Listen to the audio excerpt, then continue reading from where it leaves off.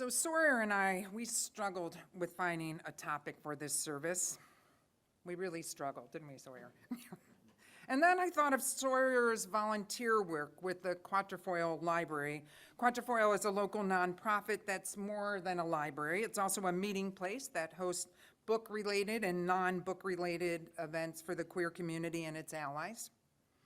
They say we're not just a library, we're a space where it's safe to be unapologetically trans, bi, lesbian, gay, or any other identity on the spectrum. A few weeks ago, Sawyer announced a queer migration series that is being hosted at the library, and there are a couple flyers still in back, or you can find information on their website.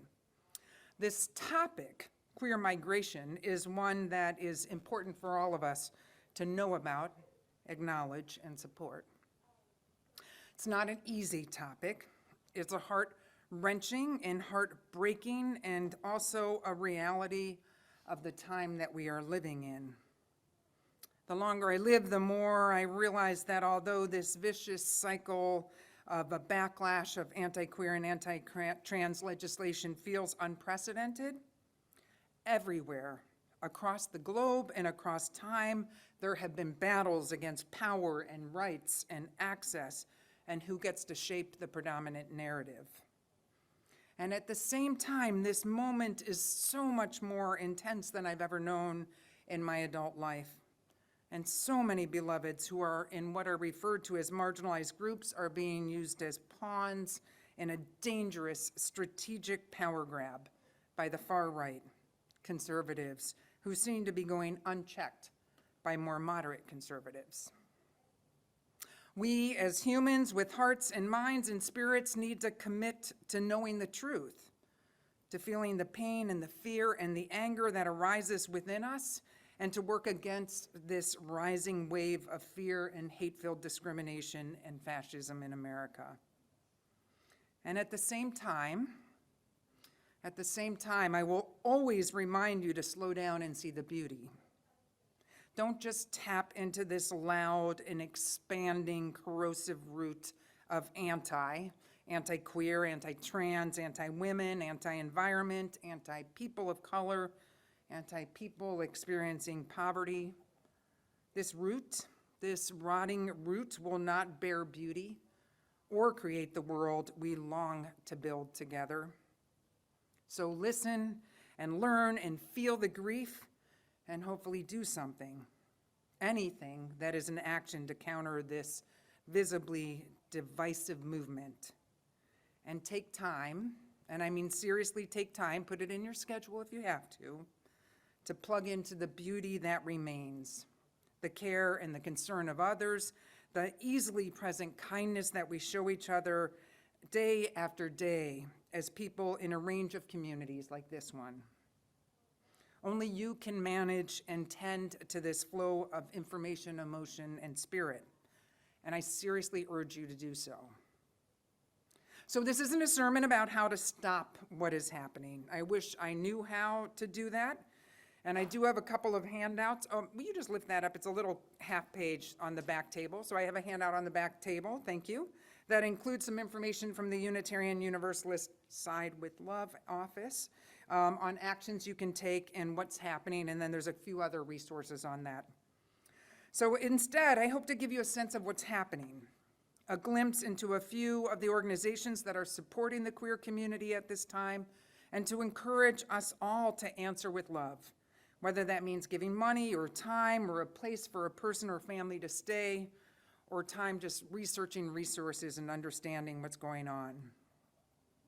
The book I read earlier, It Feels Good to Be Yourself, a book about gender identity, may have surprised some of you who aren't raising young children, teens, or young adults at this time.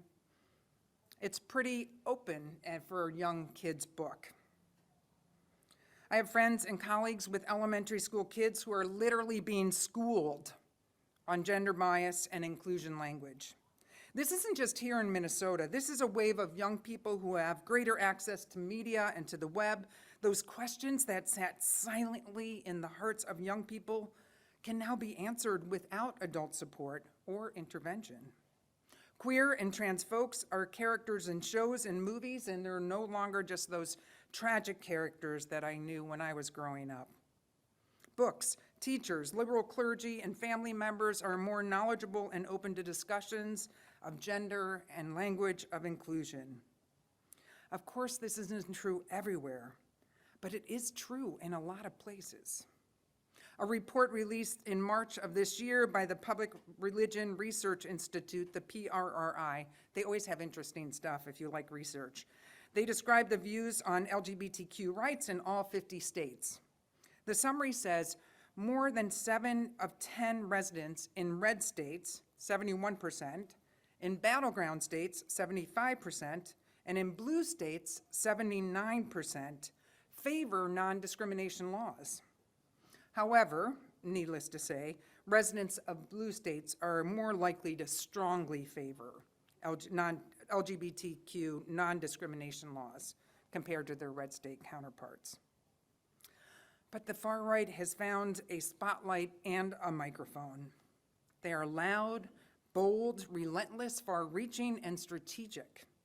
They pull from a playbook with fascism at the center. I know fascism is a strong word, but I believe it is fitting and an appropriate word to use regarding the dangers of this time and the attacks on the LGBTQ people as the far-right conservative leaders bring to what The Nation, the magazine The Nation, calls underground streams of hatred into the light of legitimate political discourse. We cannot allow the language or their laws to ever be seen as legitimate. The UUA Side of Love office offers language of transgender and gender expansive people, which they refer to as TGE. I can tell I'm getting old because I'm like, it's another set of initials and I don't know what it means, and took me a little bit of time to find it, so they're using TGE as gender expansive people.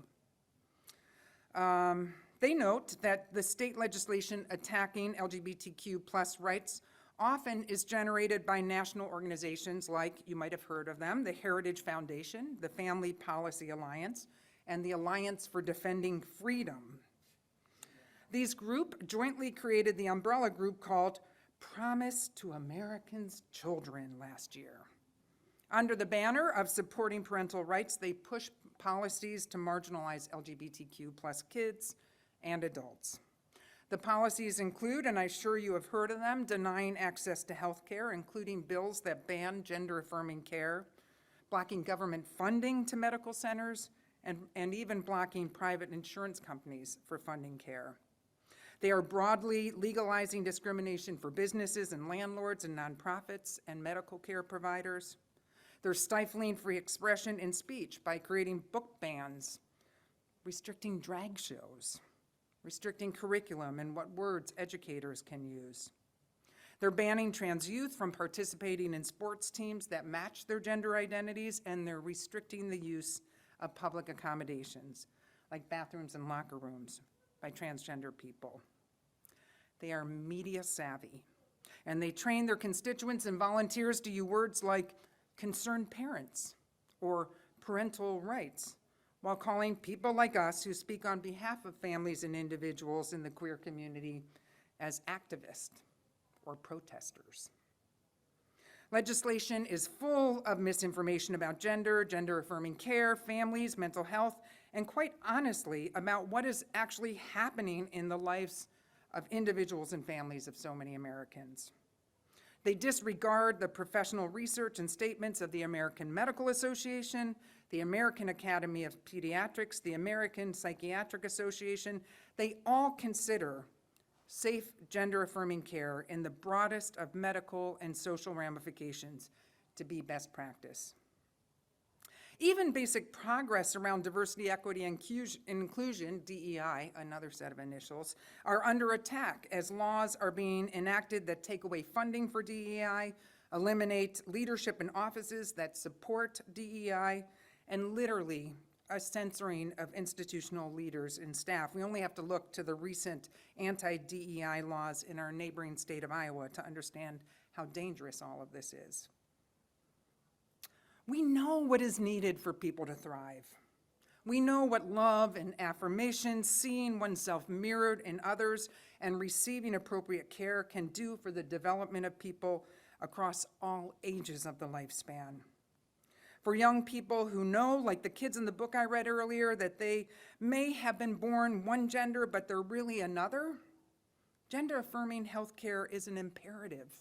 It's a basic human right. Dr. Angela Cade Gotford, Chief Executive Officer and Medical Director of the Gender Health Program at Children's Minnesota, said that young people can experience significant mental health impacts when they undergo impacts of puberty and don't align with their gender identity. She says, frequently you talk about gender-affirming care as life-saving health care. And we're not saying that to be dramatic, she says. We're saying that because for kids and adolescents and adults who can't access gender-affirming health care, they are at a significantly higher risk of worse mental health outcomes, including suicidality. Just because some are now learning about people who need gender-affirming care doesn't mean that it hasn't been around.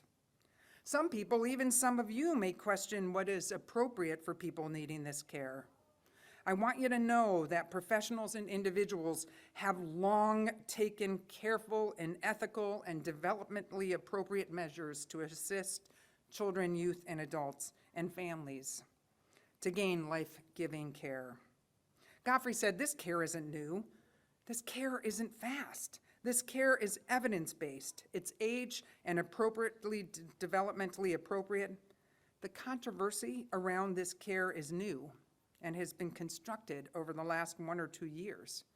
But this care is not new, and the care itself is not controversial. This, from a March 2024 Rolling Stones article titled, Southern Anti-Trans Laws Are Uprooting Families. In February 2023, Chrissy and Daniel took their son, who usually goes by the nickname Z, for his annual check-in with his doctor for gender-affirming care. In the months leading up to the appointment, tension had been building in their house. Tennessee's legislature had introduced SB 0001, which would ban transgender-affirming care for minors like Z. At that point, he'd been receiving care for about a year, and he started coming home from school stressed and overwhelmed. The bill hadn't passed, but it already felt ubiquitous in his day-to-day life. He'd tell us, I can't get away from it, Chrissy says. My teachers are talking about it, everyone's talking about it. There is no escape. Chrissy, Daniel, and Z brought all of their stress into the doctor's office this day, but his annual appointment was routine and uneventful. Afterwards, the family started to feel more settled, and Z's mental health seemed to lighten. I think there was a part of us that really didn't want to think this was going to happen, says Chrissy. And then, just days later, SB 0001 passed. Barely 2 months after that appointment, on April 6, 2023, their doctor sent Chrissy and Daniel a certified letter to their home in Knoxville, Tennessee. Dear Children's Hospital patient and family, the letter read, due to the new Tennessee state law, SB 0001, East Tennessee Children's Hospital is unable to continue your treatment for gender dysphoria. After listing the services that they could no longer provide to patients like their kid, estrogen, testosterone, puberty blockers, the letter went on. For continued treatment, you will need to seek care out of the state. The bill wouldn't go in effect until July 1, but the letter marked their last appointment. They basically gave us a letter and said, good luck, Chrissy says. We have numerous young people in our congregation who depend on the same care as Z was receiving. It's not an abstraction. It's not something that's happening to them. These laws, although they are blocked here in Minnesota, impact our families, they impact our beloveds, and they impact us.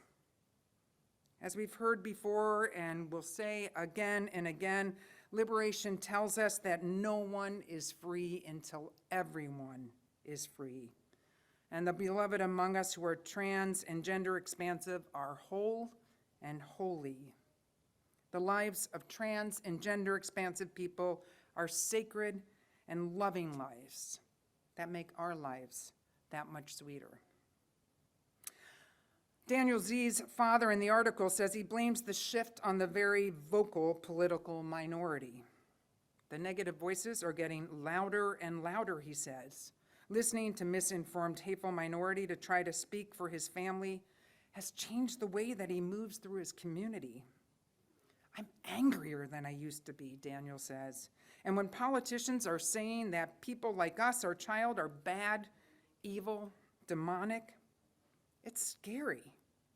Just for us to parent our child in that environment, just to go into the mall or the grocery store, we worry something could happen. I'm angry. It's scary, he says. I'm angry and I'm scared. Are you? This current reality, the expansion of vile and what I would call violent laws, eats at our spirits and the very real bodies of trans folks, their families, and the communities who love them. Before I move on to what's happening in Minnesota, I want to remind ourselves that even within red and blue states, there is diversity. Cities and towns and their citizens aren't monolithic. And there's evidence that knowing and loving someone who's LGBTQ or gender expansive can move people who were previously unaware or even opposed to queer rights and protections. The author of the Rolling Stones article added a note that said, all 5 families that he interviewed for that article were very clear that it would be a mistake to claim that the South is inherently inhospitable to trans kids. They all have communities and support networks in their home states that are loving and accepting of their kids. And the same would be true to our state. Although it's a blue state and has been proactive around trans protections, there's still people, like in the Anoka County School Board, for instance, who are actively trying to move forward the anti-diversity, anti-trans conservative agenda. Republican lawmakers in states that have imposed bans, as well as in Minnesota, have raised concerns about the long-term impact of gender-affirming treatment for transgender kids or youth. They cloak it in that familiar parental rights narrative and false protection for children, like the statement made by Reverend Peggy Scott, Republican for Anoka, who said this about the Trans Health Refuge Bill that was passed and signed into law by Governor Walz. The bill makes Minnesota a sanctuary state for so-called gender-affirming care, while simultaneously infringing on the fundamental right of parenting. It allows children, regardless of age, to seek and receive radical medical treatments. Sigh. Long, deep sigh. They are really masterful in their wolf in sheep's clothing language. They are so full of hypocrisy as they stood outside the House chambers and greeted lawmakers with a sign saying, "Parents know best." They were literally denying the rights of parents who really do know best what's best for their kids and are loving enough to help their children gain life-giving care. Minnesota's not perfect by far, but it has been a mecca of sorts for trans folks for as long as I can remember. The program in human sexuality, PHS, which has attracted trans adults and families with trans children, was given the status of being an institute in the Department of Family Medicine and Community Health at the University of Minnesota in 2021. Its website notes, this name change reflects the academic excellence and the clinical growth built over the past 50 years. The Institute serves thousands of individuals, couples, and families throughout the Midwest. Their research and educational endeavors influence international, national, and local policy, routinely collaborating with organizations such as the World Health Organization, the World Association for Sexual Health, and the Center for Disease Control and Prevention. The Institute faculty works to raise awareness of sexual rights as an inherent part of universal human rights based on freedom, dignity, and equality. It's kind of awesome that this institute is in our own backyard, and it really is a beacon, both locally and nationally and internationally. And it's not the only place in town that serves families and individuals. We are fortunate to live here. Last March, that Trans Health Refuge Bill passed. It's a proactive legislation put in place to stay off the other types of legislation that have moved forward in other states. An NPR article describes the bill, which was passed on party lines, of course, as one that prevents the state courts or officials from complying with child removal requests, extraditions, arrest, or subpoenas related to gender-affirming health care that a person receives in Minnesota. Rep. Lee Finke, if you haven't seen her, she's a DFL legislator representing St. Paul. She's a trans woman, and she lifted up the violence inherent in forced detransition.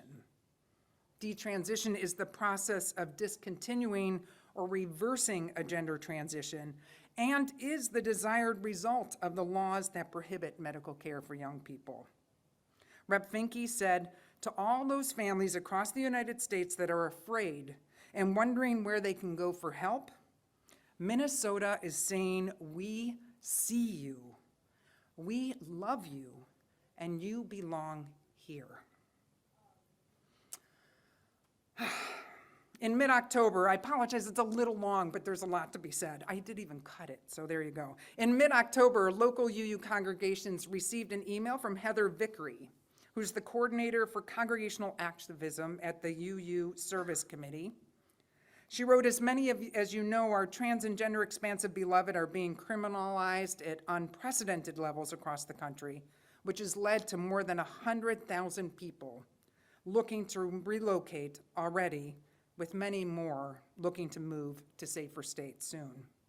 The situation is so dire that trans and gender expansive people qualify as internally displaced peoples, IDPs, according to the standards of the UN. She continued, UUs as a faith have been quietly responding to this need by following the lead of frontline trans organizers. Minnesota and the Twin Cities area especially is a popular location for individuals and families looking to relocate. Kathy Burek and Katie Johnson joined an online meeting with Heather and a trans organizer, and Reverend Lisa Freeman and I were able to join them for a lunch. The meeting was like nothing I've ever been to in the past. I'm not even sure if the trans organizer from the group called Pink Haven even gave us her name. And the way they talked about moving people who they called passengers felt like I was in the middle of a contemporary rendition of the Underground Railroad. Hostilities and harassment of queer advocates, service providers, and researchers has increased across the country, and there was great concern for the security of the organizers and the organization. It was disorienting and disconcerting. It made me realize how serious all of this is and what risk people are taking in different parts of the country to be part of this hidden system that is getting people in hostile environments what they need. The group is keeping low key so it can operate undisturbed and undetected by those who would try to stop it. Since those meetings in the fall, the Pink Haven Coalition, which I have a resource or information on that sheet, has developed a public-facing website. In an article in the UU World magazine, it describes our work. It says, in early 2023, the main organizers of this work approached the UUSC and the UUA when they saw the increase of anti-trans laws being proposed and passed. Through the Pink Haven Coalition, the UUA, and the UUSC, we are creating a network to organize housing and transportation for these passengers. From Pink Haven's website, we are a collection of organizations and individuals who are committed to trans liberation and joy, and to growing community defense, mutual aid, and alternative systems of care for gender diverse people. I love how that paragraph on their website lifts up not only trans liberation, but also joy. And in their invitation titled, "Will You Join Us?" they say, at a time when many places in the United States are seeking to eradicate trans and non-binary people from public life, we are committed to mobilizing justice lovers who will declare, "Not on my watch." We have the will, the compassion, the experience, the pluck, and the resources to keep our trans community and gender-expressive beloveds safe. I say don't forget about the joy or the pluck. Because if you've been around a bunch of trans folks, you will note that the other side of fear, hatred, and discrimination are people who are alive in their bodies. There is a joy that comes from living one's authentic self. And pluck? What can I say? Pluck is defined as energy or enthusiasm, even when things are looking grim. It's something that the queer community has lived with forever, along with other marginalized identities and communities. After all, they are calling this a rainbow railroad. I reached out to Reverend Ashley Horan, who's now the Vice President for Programs and Ministries at the UUA. She connected me with Reverend Jamie, who is the UUA's transgender support specialist. Jamie was glad to hear I was preaching on queer migration and offered their contact information for ways for us to find out how we can help, or if you want to register as a person or a family that's willing to host someone who might be relocating to the Twin Cities. They also sent me a picture of themselves with Jonathan Van Ness from Queer Eye. Talk about joy and pluck. I came across other groups that are have found creative and concrete ways to assist our beloved in states with dangerous laws, denying so many parts of trans lives. Elevated Access, which they talked about during our meeting, it includes a group of 400 volunteer pilots dedicated to getting people access to health care out of state. This includes flights to other states for abortion as well as gender-affirming care. Fiona, a spokesperson for Elevated Access, said, "We assist people in states with bad laws, whatever the reason, to get them the health care that they need." I love that. These are all small planes. Somebody was saying that they feel like a rock star when they're in it because they get in these little planes and fly to another state and then get flown back. Another is Queer Med, which is a web-based team of skilled doctors and nurse practitioners who specialize in gender-affirming care. Founded in 2017, they find that telemedicine brings services to places where there's none. And it allows clients to access remote care through video conferences on laptops, tablets, or smartphones. I scrolled over the southern part of a map of the country and hovered over the states. And when you hover over them, a little box pops up. And it says, "We're delighted to confirm that availability of our services in Louisiana, Alabama, Mississippi. We are committed to offering both estrogen and testosterone surgery with pride and care here." Unlike the health care needed for abortion, the care of people on hormone treatments is ongoing, and the outcome of stopping care is what Reb Finke called forced detransition. One of the families interviewed in that Rolling Stone article was the Bakers, and they moved out of the South after a wave of legislation that made them unsafe. I can't imagine having to leave your home as an immigrant or as an internally displaced person or as a person who recognizes that there are places that are safer than here, just across the country. People create lives where they are, lives connected to families and schools and churches and communities and employment and friends, and all of these are left behind when somebody decides to move to another state to be safe. Places where they can live and find reflections of themselves in the community and where their lives are not censored or forbidden. I also know that there are families and individuals in the South who will stay and fight. Rolling Stone's article described how, as the Baker family prepared to move, it was their child Max who was the most disappointed. The article noted that they hope to stay on and fight the healthcare system ban with the same attitude that they took on bathroom rules and dress codes. "Fight it from the inside," said Max. We here must stay diligent to continue to provide protective care for the sacred and beloved trans folks and families who live here. You can find out more about that on that sheet. And if you do nothing else, Just choose not to remain silent about your support for trans folks and about how harmful what is happening is, what's going on in the country is. The Side of Love office suggests using a question when talking to friends, and I put it on that sheet. The question is just, can you imagine living in an environment where policymakers and powerful people seek to criminalize your very existence simply for being who you are? Share what you know, and share that you love trans people and kids. Talk about their loving parents and how you see trans individuals and families thriving when they are surrounded by love and support. And be part of that love and support for the families that are here. We know that so many people do not want to see these extreme laws happening. But as Side of Love says, majorities don't protect people unless we are active. Majorities don't protect people unless we're active. This, says Heather Vickery, is life-saving, faithful action. I see it as a religious imperative. I hope you all find ways to act, whether that is in large or small ways, because silence really isn't an option. May it be so, and amen.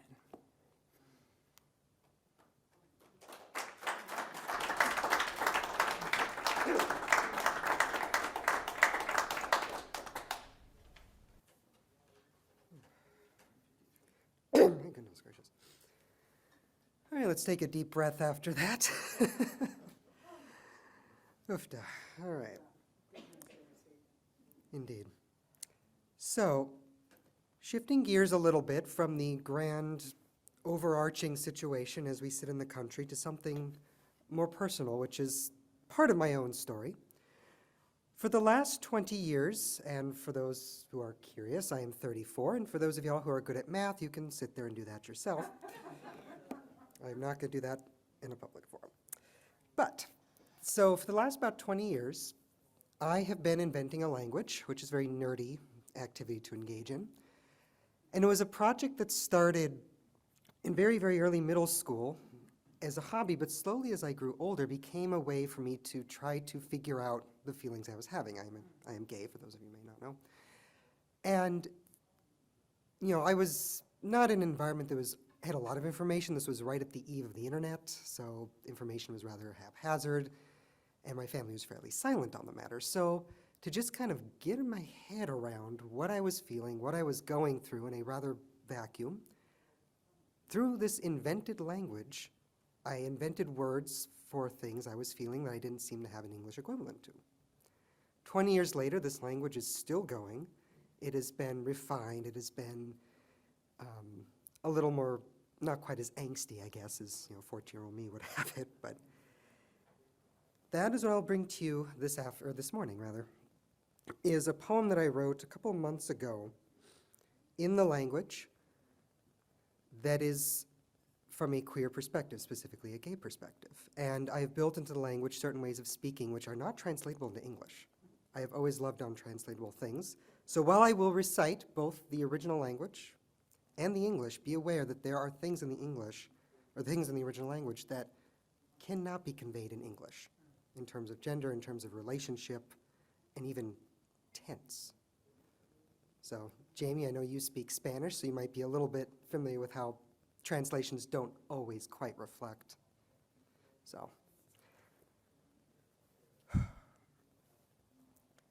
to begin with the language I invented, and I apologize for stumbling over my words. Putamai de gamtana, shanu nutusatle magulahi veo tunal. Enuna satsatlatleiche, en yerherin veo gen ungun. Ote chojet umayvin unin boge ve bogavi boivatarim. Os chojet shalimir unrenir rin jidolesh. O chojenen kulul enolgoid bevatarim rin jidolesh. Odumilishtina, anusinatle umailishiv he. Jet nusatatle goerushite, jegueche et atishart ledun unduch unilishin. Translation: My soulful wine, why do you carry such a deep shame of our hard-fought love? Do not seal it away in the cellar of your heart. Like the soft early rains of spring bring hope, or full gardens bring fruitful feelings of abundance and security, our love also brings hope, enjoyment, and pride. My chariot, scatter the clouds and dance with abandon, and let our youthful passion be wind in the grass.